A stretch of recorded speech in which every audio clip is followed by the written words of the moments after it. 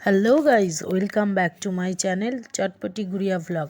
তোমাদের সাথে চলে এসেছি আবার নতুন আর একটা ভ্লগ নিয়ে।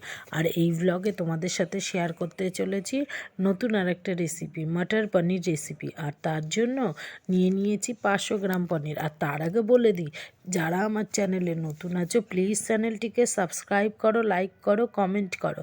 তোমাদের একটা লাইকে আমি আরও ভিডিও দিতে উৎসাহ পাই। আর তার জন্য একটা লাইক তো দিতেই হবে তোমাদের।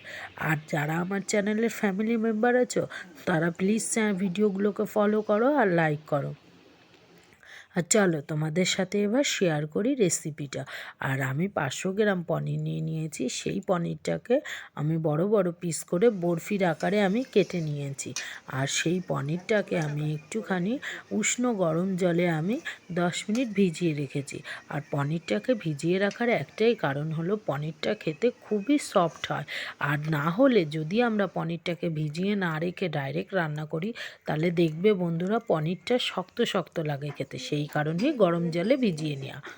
আর পনিরের জন্য মশলাই নিয়েছি। দেখো, আমি নিয়েছি 3টে টমেটো কুচি আর কটা কড়াইশুঁটি আর ধনে পাতা আর লঙ্কা। আর নিয়েছি আদা। আর প্রথমেই আমি কড়াইয়ের মধ্যে তেল গরম করে তার মধ্যে আমি দিয়ে দিয়েছি টমেটো কুচিগুলো। আর সেই টমেটো কুচিগুলোর উপরে একটু লবণ, একটু হলুদ দিয়েছি। হলুদটা দিয়েছি যাতে কালারটা ভালো আসে, আর লবণটা দিয়েছি যাতে টমেটোটা নরম হয়ে আসে।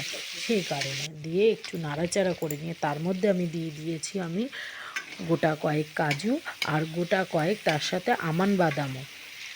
সেটাকে দিয়ে আমি ভালো করে একটু হালকাভাবে নাড়াচাড়া করে নিয়েছি। আর তোমরা আমান বাদামটা যদি তোমরা দিতে চাও তাহলে দেবে, না হলে ওটা স্কিপ করতে পারো।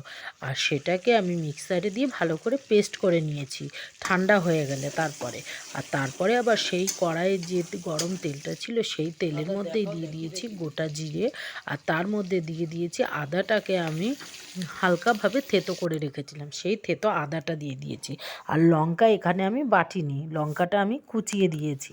সেই লঙ্কাটাকে দিয়ে তেলে একটু ভালোভাবে নাড়াচাড়া করে নিয়েছি যতক্ষণ আদাটার কাঁচা গন্ধটা না যায়। তারপরে এই পেস্টটাকে, যে পেস্টটা আমি করে রেখেছিলাম টমেটো আর আমান বাদাম আর কাজু বাদাম, সেই পেস্টটা আমি দিয়ে দিয়েছি।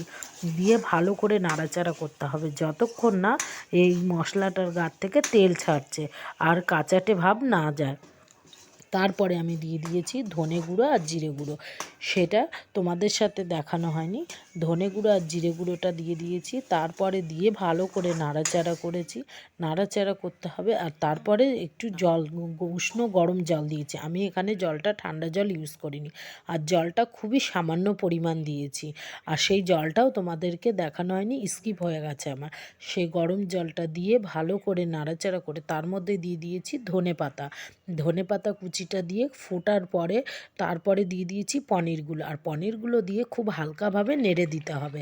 আর তারপরে দিয়ে দিয়েছি আমি ভালোভাবে পনিরটা দিয়ে যখন ফুটে গ্রেভিটা গাঢ় হয়ে এসেছে তারপরে আমি দিয়ে দিয়েছি ঘি। আমি দিয়ে দিয়েছি এখানে 1 চামচ ঘি। আর সেই ঘি দেওয়ার পরে ভালোভাবে ফুটে নাড়াচাড়া হওয়ার পরে আবার আমি এখানে দিয়ে দিয়েছি 1 চামচ শাহি গরম মশলা।